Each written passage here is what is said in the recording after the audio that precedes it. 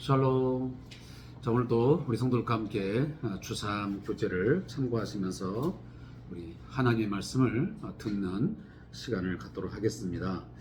주삼 교제 207페이지를 참고하면서 우리 수요일, 목요일, 금요일 우리 3일의 분량을 함께 읽도록 하겠습니다. 우리 같이 기도하면서 큐티 진행하겠습니다.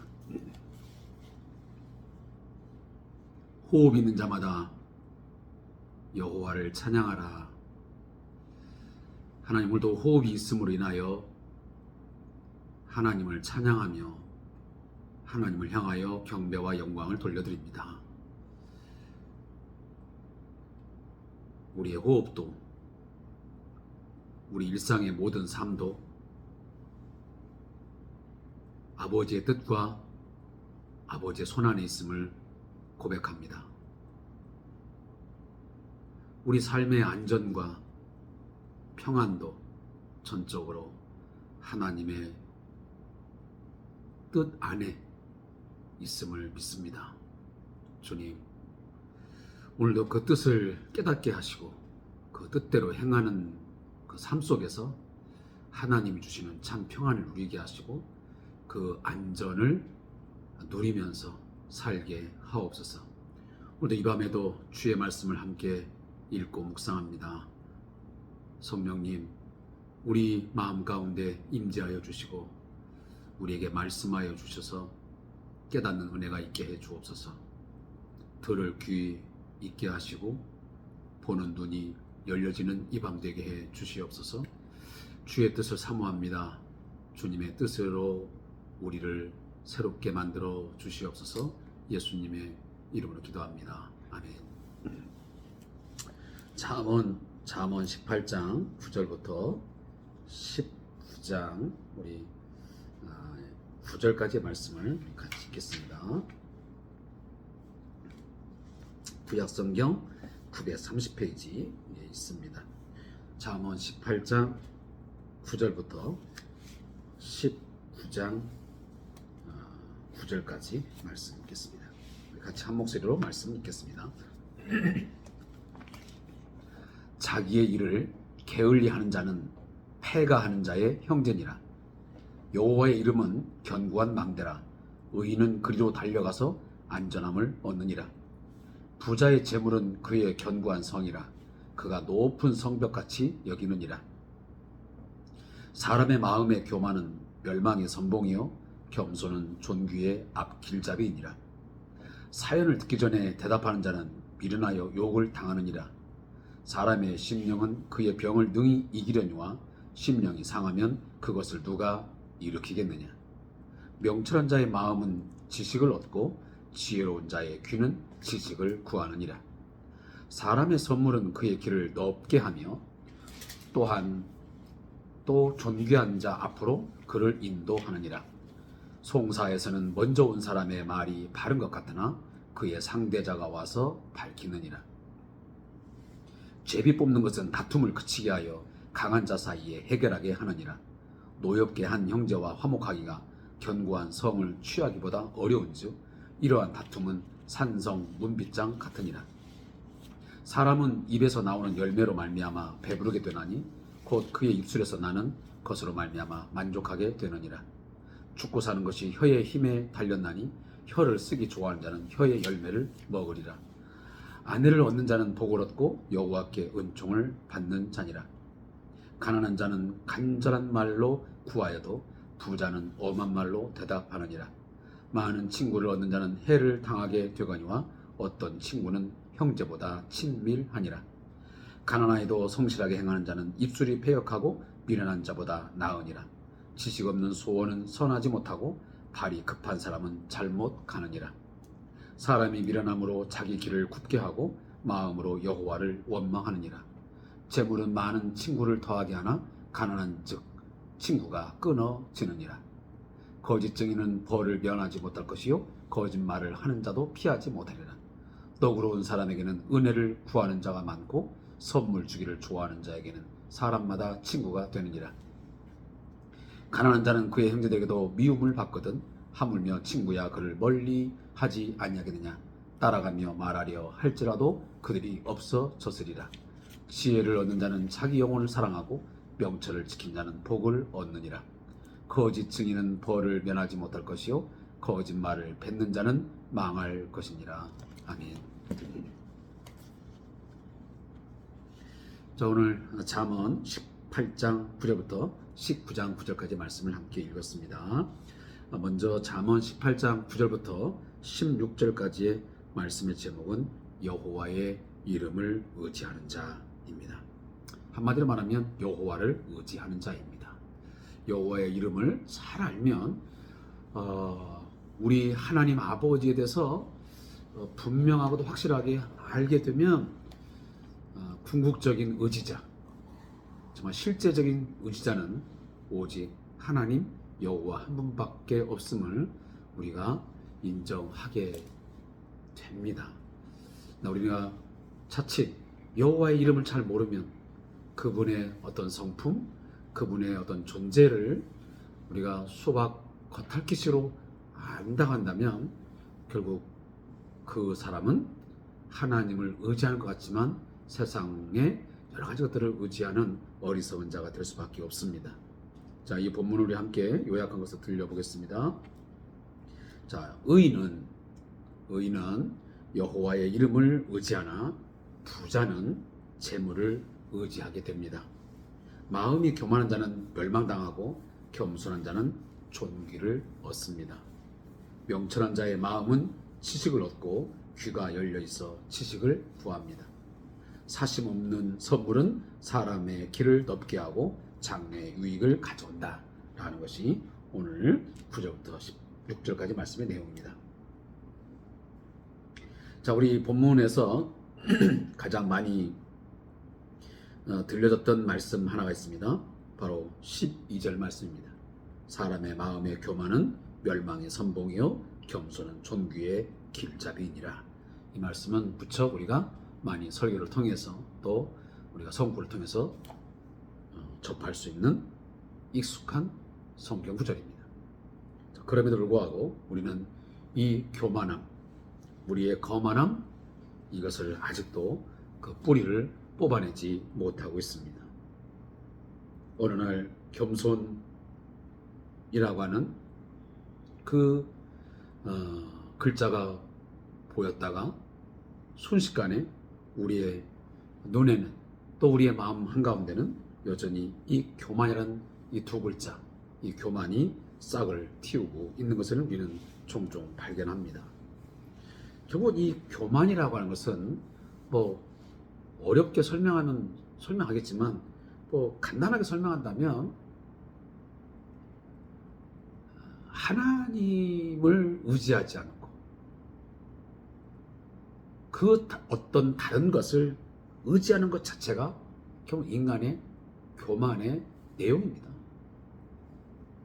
하나님 보시기에 당신을 의지하지 않고 당신을 신뢰하지 않고 당신을 사랑하지 않고 그 세상의 어떤 것들을 쫓아가고 그것에 내 인생을 맡기고 거기에 너무 함몰되어 있고 거기에 집중되어 산다고 한다면 바로 그것이 우리의 마음 가운데 있는 이 교만의 싹이 되는 것입니다. 혹여나 저를 비롯해서 우리 모두가 내 마음속에 혹시 그 어떤 일을 당하고 또 어떤 일을 시행하면서 하나님보다 더 먼저 생각하는 것, 먼저 떠올린 것이 있는지 생각해 볼 필요가 있습니다. 혹시 돈을 먼저 떠올리진 않나? 특정한 사람을 먼저 내가 생각하지는 않나?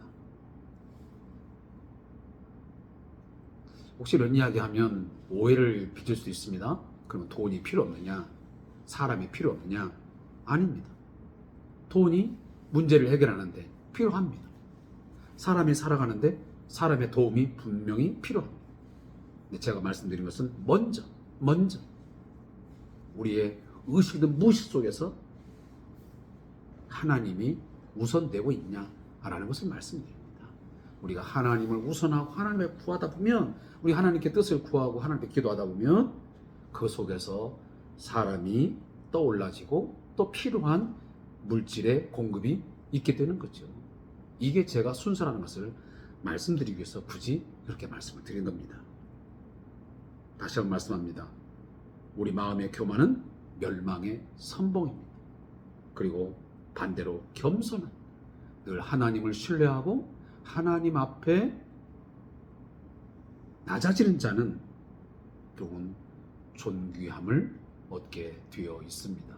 이것은 우리가 가정생활을 하든 우리가 직장생활을 하든 또 어떤 사회생활을 경험하든 모든 삶의 영역에서 부인할 수 없는, 거스릴 수 없는 실제적인 교훈입니다. 산 교훈입니다.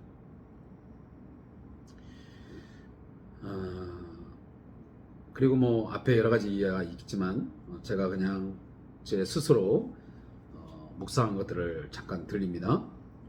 13절, 사연을 듣기 전에 대답하는 자는 미련하여 유혹을 당하느니라. 이 말이 굉장히 중요한 것 같아요. 우리가 가끔 뭐 이야기하는 거지만 우리는 누구하고 이렇게 대화를 하거나 상담을 할 때 말을 중간중간에 이렇게 끼어들어가고 말을 끊어버립니다. 그리고 상대방의 사연을 다 듣지도 않았는데 이미 내 마음속에는 어떤 결론을 내놓고 자꾸만 끼어들어서 그것은 그것이 아니야, 이렇게 하는 거야 하고 어떤 정답을 막 이야기하려고 합니다. 그러다 보면 대화가 단절되고 때로는 상담이 이루어지지 않는 경우가 종종 발생합니다. 바로 그 이야기입니다. 사연을 듣기 전에 대답하지 말라는 것입니다. 거기서 내가 아무리 말을 하고 싶어도 일단은 상대방이 하고자 하는 어떤 말들, 그 사연들을 충분히 다 들은 뒤에 그 다음에 한 가지 한 가지를 답할 때에 결국은 미련하지 않고 욕을 당하지 않고 정말 지혜로운 자로 그렇게 또 좋은 조언을 줄 수가 있습니다. 저는 가끔 보면 그 TV에서 대담 프로가 있습니다. 어떤 앵커가 주 이제 그 리더를 해가고 여야의 대표자들 아니면 어떤 단체의 대표자들을 이렇게 초청해서 불러 모으고 어떤 토론을 할 때가 있습니다. 자, 그때 보면 성숙한 토론자들은 정말 지혜로운 사람들은 중간중간에 끼어들지 않습니다. 맞받아치지 않습니다. 그 이야기가 아무리 자기 마음에 못마땅하고 그리고 어떤 것을 말하고 싶어도 충분하게 상대방 이야기를 다 들은 뒤에 그 다음에 하나씩 자, 그 부분은 요렇게 그 부분은 이렇다 하는 얘기를 차근차근 하나하나씩 설명해 나가는 사람들이 있습니다.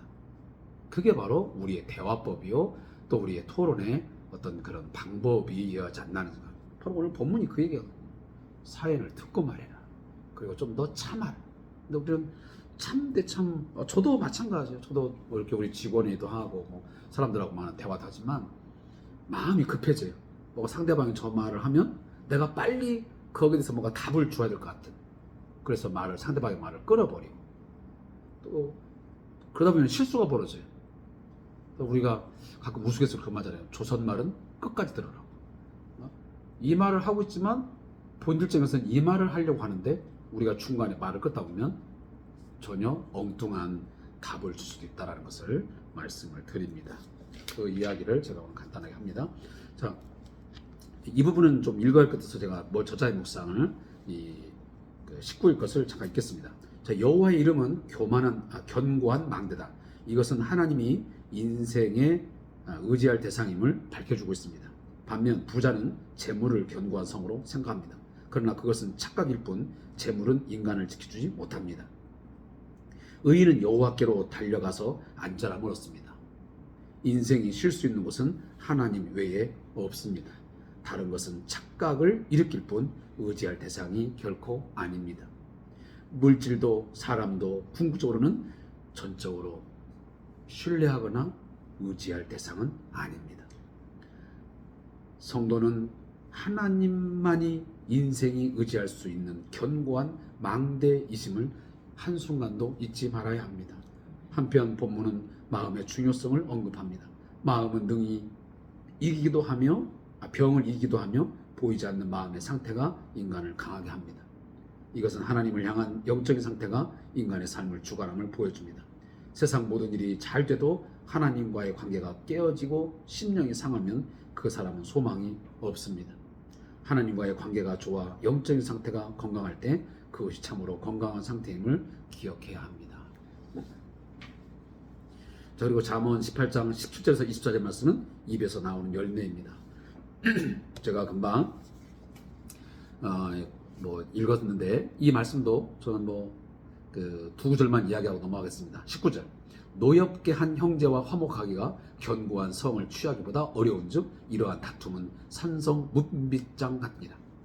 자, 형제와 어떤 대화를 하고 어떤 관계를 맺고 살아가는 데서 그 관계가 깨어져 가지고 심한 어떤 노를 바라게 했다, 노엽게 했다, 그래서 관계가 깨졌다, 문이 닫혀버렸다. 그러면 그 닫혀진 문을 이미 상처받은 그 마음을 열고 비집고 들어간다고 하는 것은 오늘 본문에 보니까 산성 문빗장 같다. 산성의 문빗장은 얼마나 견고하겠습니까? 왜? 적이 쳐들어오면 그 문이 열리면 안 되기 때문에 그렇습니다. 그만큼 열기가 어렵다는 것입니다. 한번 닫혀진 문, 한번 상처받은 마음의 문은 웬만해 가지고는 열기가 어려우니 형제와 결국은 노엽게 해가지고 풀어하지 말라는 것입니다. 그 뒤에 화목을 하려면 너무너무 많은 그 몇 배의 노력과 수고가 또 필요하다는 것을 오늘 본문이 이야기하고 있습니다. 그만큼 우리의 노를 바라는 것, 노엽게 하는 것을 조심하라는 것을 오늘 본문이 말하고 있습니다. 또 하나, 죽고 사는 것이 혀의 입에 달렸나니 혀를 쓰기 좋아하는 자는 혀의 열매를 먹으리라. 제가 앞전에 분명히 여러 번 말씀드렸습니다. 저도 오늘도 수많은 이야기를 했습니다. 또 내일 또 어떤 대화를 하겠죠, 누구와. 근데 그 혀를 할 때마다 최대한 말을 아끼고, 그리고 그 말을 담아낼 때는 정말 조심조심해서 한 말 한 말을 낼 때에 그 열매가 단 것이지, 너무 혀를 함부로 사용하게 된다 보면 그 혀의 열매가 쓰디쓰고 자칫 잘못하면 죽음을 가져올 수 있습니다. 그만큼 우리의 이 혀의 사용은, 이 혀의 힘은 굉장한 힘을 갖고 있음을 오늘 본문이 말씀하고 있습니다. 자, 그 기타 다른 말씀들은 여러분 개인적으로 또 묵상했으면 좋겠습니다. 자, 그리고 잠언 19장 1절부터 9절 말씀의 제목은 재물의 효용입니다. 자, 이 본문은 이렇게 요약되어 있습니다. 가난해도 성실함이 미련함보다 낫고 지식 없는 소원과 급한 발과 여호와를 원망함은 미련한 것이다 라는 것입니다. 재물은 친구를 더하게 하며 너그럽고 선물을 주는 사람에게도 친구가 많습니다. 가난하면 사람이 멀어지고 지혜와 명철을 가진 자는 복되다 라고 말씀하고 있고요. 거짓을 말하는 자는 망하게 된다 라는 것이 오늘 본문의 내용입니다. 오늘 이 본문에서도 이제 제가 여러 가지 말씀은 안 하고 2절 말씀만 말씀을 하고 넘어가 끝나겠습니다. 2절 지식 없는 수원은 선하지 못하고 발이 급한 사람은 잘못 갑니다. 지식 없는 수원. 사람들은 많은 소원들을 갖고 있습니다. 그런데 그 소원이 지식이 없는, 뭔가 구체성이 없는, 허무맹랑한, 허황된 그런 소원이 되어서는 안 된다는 것입니다. 그 소원도 올바른 소원, 지식 있는 소원, 과연 그것이 현실성 있고 구체적이고 뭔가 유익함이 있는 그런 소원이야지, 전혀 지식도 없는 합리성이 결여된 그런 소원을 가진다면 그것은 의미가 없다는 이야기를 오늘 말씀해요. 그래서 선하지 못하다, 지식 없는 소원. 그리고 발이 급한 사람은 잘못 가느니라. 급한 발, 급한 성격.